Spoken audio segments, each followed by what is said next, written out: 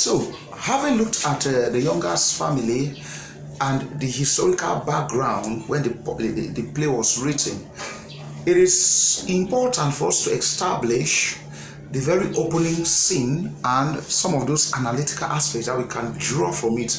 Now, when we look behind here, what we have here are some of those highlights. Here we have gone through the background of the play, and then we have the opening scene and some of its major highlights. And so we should also bear in mind the setting of the youngest apartment, and then we also have character revelations, how characters are revealed, their relationship and their physical bearing, how it helps the playwright to achieve thematic consent. And then we have the insurance money or the check that is due to come the following day. Now let's set the ball rolling. Now, in the opening scene, the play begins in the youngest apartment, and the first thing that we note there is the impact of a stage direction. So, Lauren Hansberry actually provides us a huge amount of material or information about this physical setting through stage direction. Take note of that. We're going to come to now the role of stage direction. Now, through stage direction, she indicates to us that the physical setting, the place where the events take place is Southside Chicago, of course, an exclusively black neighborhood. And then in terms of time, we are looking at some time between the Second World War and present day. That's what is revealed in stage direction. And so when we get inside, she begins to give us an account or an insight through vivid description, minute details of what the youngest family, the youngest apartment looks like. The first thing that we note there is the upholstery, the physical apartment. Now we are told that it is a 2-bedroom apartment, one on your right, one on your left. Now the small bedroom on your left is shared by Mama, that's the matriarch of the family, Mama Lena, and the daughter Benita. And then there's another small bedroom on your right, which of course used to be an area for breakfast, a breakfast section. But then, due to poverty and the growth of the youngest family, it is now being converted. It has been converted into a bedroom, which is shared between Walter Lee Younger and the wife Ruth. And then there's a small, tiny kitchen area just on the slopey side of the apartment. Now we are also told that it has one small, tiny window which provides light to the entire living room. And so we observe that the entire apartment, it's how will I put it? It's so crowded, it's too crowded from the details that we are provided by the stage direction. And it speaks of abject poverty and lack which a family is experiencing. Now, when we come inside that apartment, we are then told that there's an upholstery, a couch, but then the couch looks so old, burdened, and the author tells us that it is tired. And the couch covers what we call in local parlance the spreads that we put on seat, that we cover seats with. Now the author tells us that they even look newer than the seat itself. It has been pushed to one corner of the sitting room just so that they can use it to cover up some of the choppy and worn out parts of the carpet, but then they still struggle to push their head out. Now the author tells us that this carpet is overused and it shows signs of constant scrubbing and washing, but then it is still overburdened, which means that the house is too crowded. It's just too small and crowded. And we observe that there's no dining section. Whatever food that's prepared in the tiny kitchen has to be consumed in that small living space. And so that is the physical appearance of the physical setting of the youngest apartment. It speaks of one thing, lack. Now we are also told that if the apartment or the furnishings, they look tired and weary, it's a reflection of the entire family. The dynamics of the family is one that speaks of overwhelming frustration. Now, when the author goes in to give us details of Ruth happens to be the wife of Younger Lee, and we are told that Ruth is in her early 30s. Even though she's a pretty and happy woman, her physical bearing shows signs of tiredness. And the author tells her by the time she hits 30, the neighbor will see her as a settled woman, which is quite ironical, given that at the age of 35, we expect her to still show some signs of youthfulness. But then for her to have been broken down physically within this short period of time, it tells us that the dreams of this young woman for a better life have been dashed to the rocks. Now, the stage direction moves to the husband. We are told that the husband is 35 and Walter Lee is 35, and he has been married for 11 years and has one child for that, who goes by the name of Travis. Now, Travis can't sleep in any of the bedrooms because they are already too crowded, and so the boy takes it out on the couch in the sitting room. Again, more reflections of the sufferings that the younger family is going through. So we see that through stage direction, the author has been able to achieve some thematic consent in being able to set the ball rolling and establish the pace. And it is also a presentation of the struggles of Negro families in not just South Chicago, but in America at the close of Second World War. That was in 1945, right down to present day. Now, that is what is revealed by virtue of the physical appearance of the apartment. Now we go to character revelations. Now we have just established that Walter Lee is the elder of the two children of the younger family. Walter Lee, the younger one, is Benita. Benita is 20 and she aspires to be a medical doctor. Now, as aspirant medic, we get to hear from Walter Lee, who is so angry and takes it out on Benita for nurturing such big dreams, and he's going to ask her, where will the money come from? Why are you being so selfish? And you're moving all around like the holy one around here. And Benita said, what do you want me to do? Should I drop dead or I shouldn't dream? And Walter Lee will tell her, why don't you aspire, if you are so obsessed to being around sick people, why don't you become an ordinary nurse like other black women? Must you be a medical doctor? Now, Walter Lee is so selfish, and his thinking is that should Benita continues with her dreams of becoming a medical doctor, part of the money that is due to come will be spent on her, and he will not have what he wants to pursue his liquor adventure with Willie Harris. And so he's so angry and tries to corner Benita into changing her dreams so that Mama will not spend that money on her. Now, looking at Ruth on the other side, Ruth plays the peacemaker and tries to beat some sense into the husband's mind. Now, early in the morning, we are told that it is very early in the morning, probably 5-6 in the morning, and it's a typical working day. The first character who pops out is Ruth. Now, Ruth comes out of the tiny bedroom she shares with her husband on the left, as she comes out of the bedroom, she taps her sleeping son Travis to wake up so he could prepare for school. And then Ruth walks straight into the small tiny kitchen area where she puts a pot of water on the fire, probably to make breakfast for her son, because we know that it's very early in the morning. Now, while she's at it, the boy struggles, wakes up, and then begins to fold up the beddings he used on his little couch. And then Ruth will go in now and tap on the husband to wake up, and then Walter Lee comes in, picks up a newspaper. Now, once Travis is done bathing, he comes and joins the mother and sits down for a breakfast while the mother is in the kitchen. When the boy is done and is about to go to school, the mother calls him back and tells him that why will he go to school with a head looking like chicken droppings, and then give the boys a comb to comb there. That establishes mother-son relationship as one characterized by love, and then gives the boy a peck and tell the boy to put on his pullover and dash out since it will be chilly. But before the boy steps out, the boy asks Mama if she would permit him to carry some groceries at the supermarket at the close of school, which the mother says no. But at the nick of time, the boy's father, Walter Lee, steps in, and then the boy tells the father that he needs 50 cents, but the mother won't give him.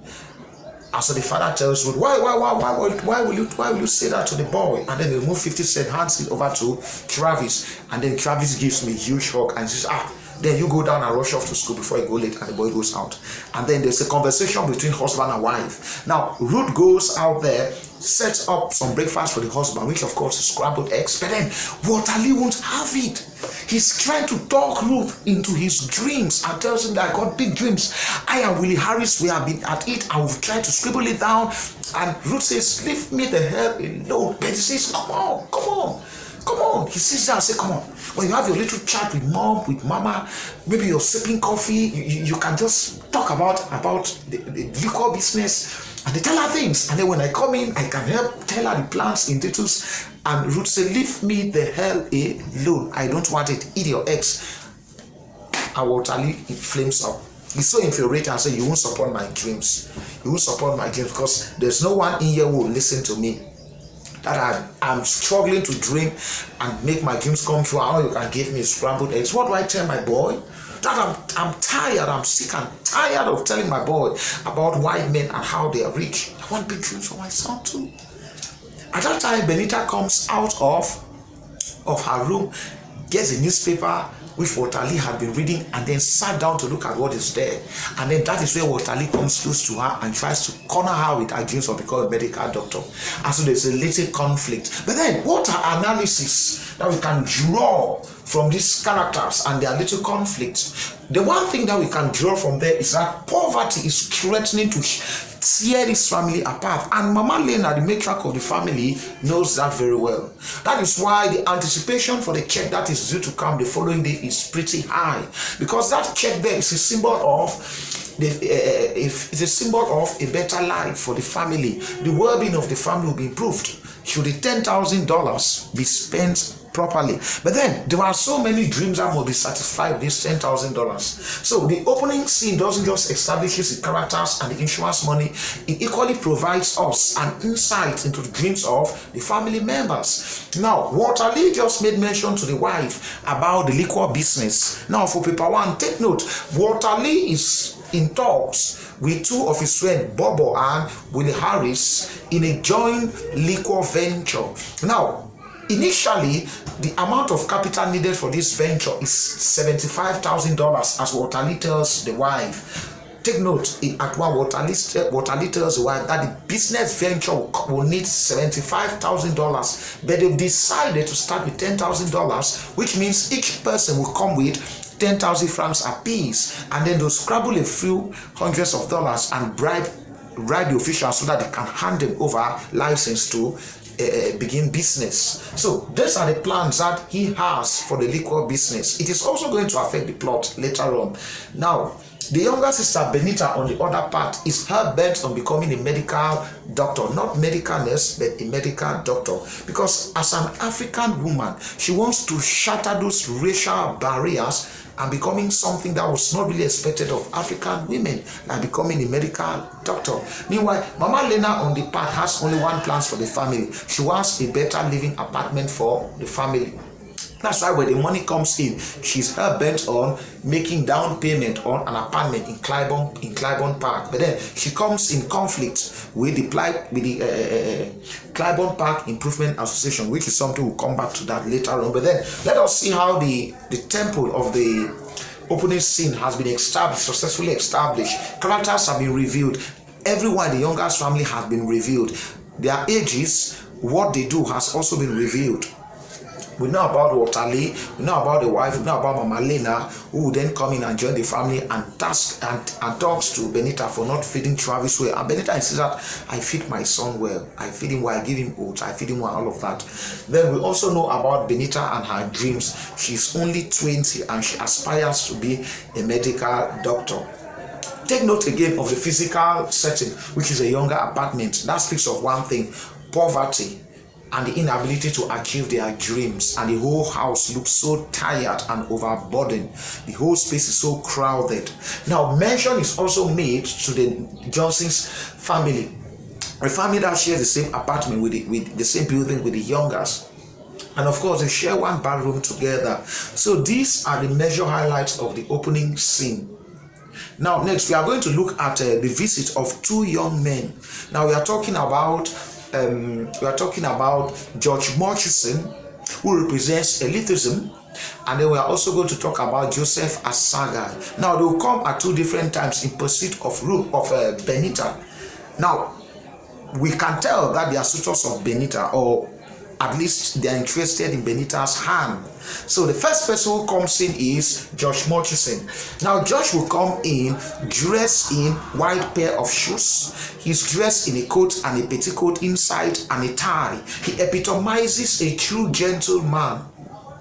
Oh yes, but again, bear in mind that he's an African, and if he's college educated, or at least he's in college, it tells us that he's one of those Negroes who have been assimilated or they have been given Western education, so much so that they can barely identify with their own personality or identity as Africans. And so George Murchison steps into the youngest family. She has come to visit Benita and also to take her out so that they go watch a movie. But while the two were at it, Walter joins him. Walter sits at the side and begins to make mockery of George's shoes. Now, you black folks, what do you go to college for? You're all wearing white shoes and you're carrying bags, your books, and you're moving in and out of college. What do you need that for? You see, Walter Lee is questioning. He's questioning such education for a black man. Now, the reason why all of this is happening, let us bear in mind that we are looking at a society that could only provide menial jobs for the colored man. Now, these menial jobs were things like cleaning, general house cleaning. We also have other menial jobs like being a yardsman, other ones like being a driver. These are the kind of menial jobs that were expected of a black man, that black people were expected to do, or colored people. They were not expected to venture so far into academics like George Murchison. So if George can be this far into Western education, it tells us that he comes from a well-established, rich Negro family. And that is why Walter shows some degree of jealousy towards George. And when George comes in, he's a typical gentleman, removes his hat and puts it down. George gets into a little argument with Benita, but through that his character is really revealed. His levels of ignorance is monumental. Though Benita is far younger than him, Benita is able to establish that desire and that yearning for African civilization, because Benita insists that Africans are very civilized. In fact, they started medical sciences. They were far ahead of the white, because Benita says that the Ashantis of Ghana were already performing medical surgeries while the British were still drawing tattoos on their body. And then George gets so angry and tells Benita that he doesn't need to master all the history of Africa like the sculptures of Benin, the Ashantis, and the Songhai empires. When George mentions all of this, he tells us that he is aware that African history and civilization is very important for the African man to know, but he doesn't care about it. For him, he doesn't see that as important. So it tells us that there is more preference in him for Western civilization and Western education than traditional African roots. And it's a put off for Benita. Benita hates that, because Benita would later on show more likeness for Joseph Asaga, the Yoruba boy who calls her Alayo, because Asaga shows that desire to connect with his roots. And so Benita loves the African identity he espouses. Unlike George, who is all about white elitism, he mirrors elites. Oh yes, black elites who aspire for Western civilization. Now remember that an elite is an educated person. Elites are educated leaders in a community. But then, this is not the kind of elite that Benita will love in the person of George. And so the both of them, they dress up and they set out for their movie. Now later on, we are going to see Joseph Asaga pop in. Who is Joseph Asaga? Joseph Asaga is another young, well-spoken man. He's well-spoken young man who really loves his traditional African roots. Of course, he's from Nigeria and specifically from the Yoruba tribe. And so he comes visiting Benita. He has also come with a gift. That gift is an African cloth, which he tells Benita he got it specially from his sister's closet wardrobe. And Benita is so happy that he would go so far to present her with something so special. Now that cloth there is a symbol of her ancestral roots, because it is an African fabric and Benita will wear it. And when Benita wears it, she looks truly like a Yoruba woman. And you see, Joseph Asaga also makes mention about her hair, that why would she keep hair like the white man? That's why she later on keep it and comb it out to look the Afro style that will help intensify her personality as a true traditional African woman. And so when the both of them are in conversation, she begins to call Benita Alayo. And Benita wants to know what Alayo means. And he says that Alayo Yoruba means one for whom something is given. It tells us that Joseph Asaga is not just an African man, but he has that yearnings and that desire to return back to Yoruba land. And he carries that identity and immediately begins to talk about it. Benita shows so much admiration for Joseph Asaga as the two of them begin to converse. So we see that. Let's look at it again. George Murchison takes Benita out to the cinema, while Joseph Asaga brings her an African club. So we see the difference between the two of them.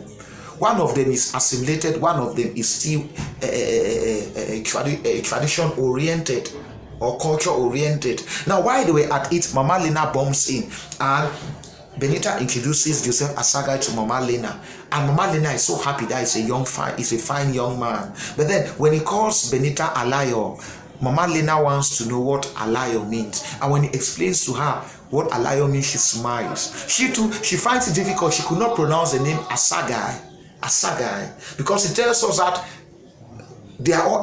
she's assimilated. She lives in a society that is dominated by whites. And so when Joseph Asaga brings an aspect of that African tradition, she too struggles to come to terms with a Yoruba name.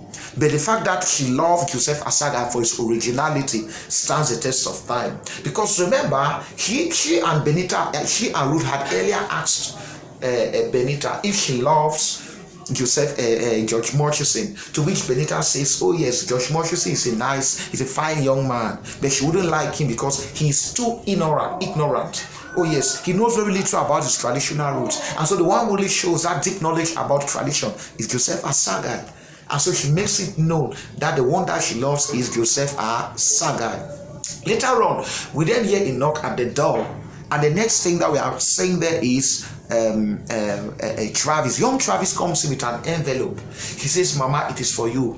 At that point, Ruth is elated because she knows that is a check that was due to come. The check has finally arrived.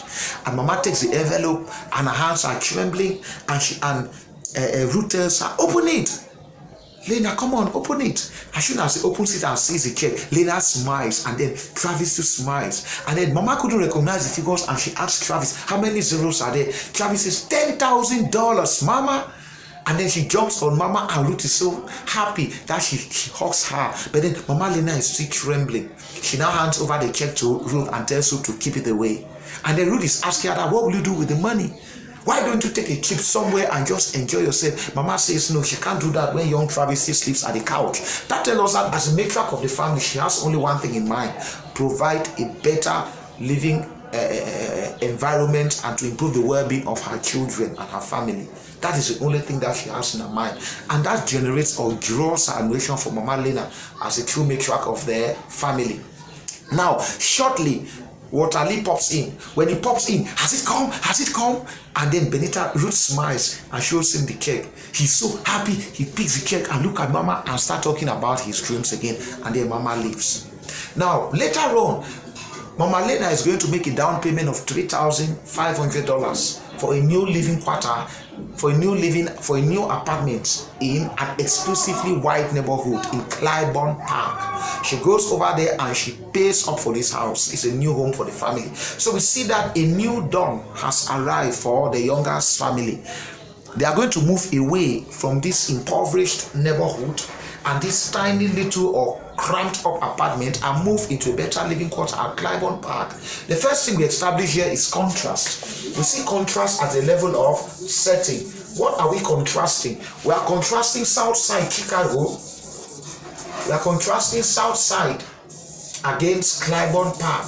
It means that we should be able to see that Southside Chicago speaks of one thing. It speaks of racism or racial segregation, because the blacks are only expected to stay in neighborhoods like this. It also carries one more thing: poverty. Poverty there is a reflection of the apartment of the youngest family and the fact that they share a common bathroom with the Johnsons. It speaks of poverty that Negroes are suffering from in the entire Southside Chicago. Now when we get to Clybourne Park, Mama tells us that there's a lawn. There's a green lawn where Travis can play. It's a large house and enough space in it. Now, if Clybourne Park can provide all these aspects, if the living quarters there can provide all these aspects, it tells us that Clybourne Park provides better opportunities for its folks, which of course are blacks, are whites. Now it also tells us that the folks of Claiborne Park are far more richer. Why are they richer? Because they opted to pay up to buy back the house that Mama Lena has paid, and then make sure that they give her some extra money on it so that she can realize some profit. For the community members to be able to come up with this check, it tells us that the whites of Claiborne Park are far more richer than their black counterparts of Southside Chicago. Hence, the importance of contrast at the level of settings, the two different living quarters. So, when the check pops in again, symbolically, the check symbolizes a portal, a roof, a passage from poverty to riches, wealth, a better life, and a better future for the younger family. That is what that check symbolizes. But then things will not go as planned. The appearance of the check also brings out one theme, the theme of optimism. There's a little glimmer of hope in the horizon that things will get better. Everybody lightens up because there's a short passage out of this poverty. So the check comes in. Mama goes out there and make a down payment on this apartment. But then when Mama returns, she returns and informs the family, and Benita is so happy that her son Travis will now be better catered for. He's going to have a better living apartment to live in. But then one thing that we also note there, one thing that we also note is that as soon as Waterly comes in and finds her bad apartment, he feels detached. He just moved slowly, sat somewhere. He wasn't saying anything. And then Mama Lena came and spoke to him bitterly that he should be cheering up, that a better life be given to him, to his son, and not to sit there sulking. So what then do we expect? We observe that at the level